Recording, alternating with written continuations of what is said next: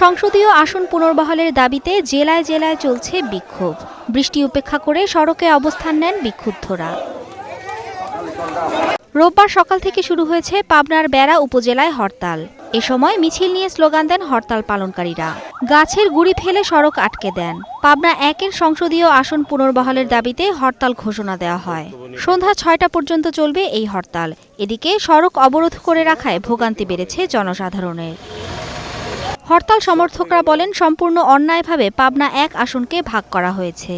বেড়া উপজেলাকে আলাদা করে পাবনা ২ আসনের সঙ্গে যুক্ত করা হয়। কিন্তু বেড়া উপজেলার জনগণ ব্যবসা বাণিজ্য সহ নানা কারণে সাথিয়ার সাথে যুক্ত। ৫০ বছর হলো বেড়া এবং সাথিয়া পাবনা ৮টি ১ আসন।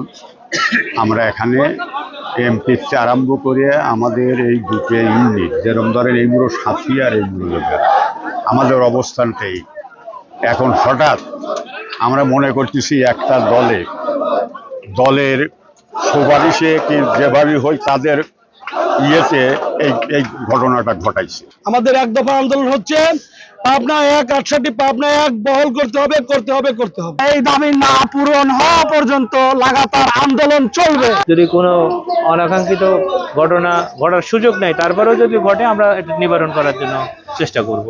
ফরিদপুরে পূর্ব ঘোষিত কর্মসূচির অংশ হিসেবে সড়ক ও রেলপথ অবরোধ করেছেন হরতাল সমর্থকরা।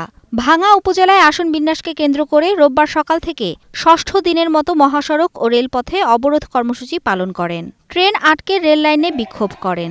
সড়ক আটকে রাখায় ধীর গতিতে চলছে পরিবহন, দীর্ঘ হচ্ছে যানজট। সকাল ৯টার ট্রেনটা কেন অবরোধ করে রেখেছে এরা?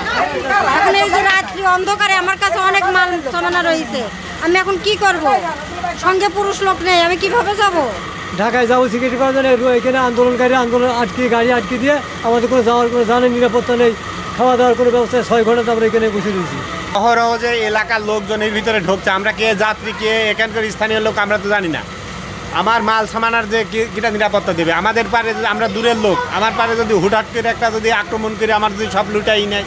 যে নাতি নাত করে এখন ভরে চিৎকার পারলো, কাঁদলো, না পারতেছে কিছু খাওয়াইতে, না পারতেছে কিছু দিতে, না টাকা নাই, পয়সা নাই, কিছু নাই।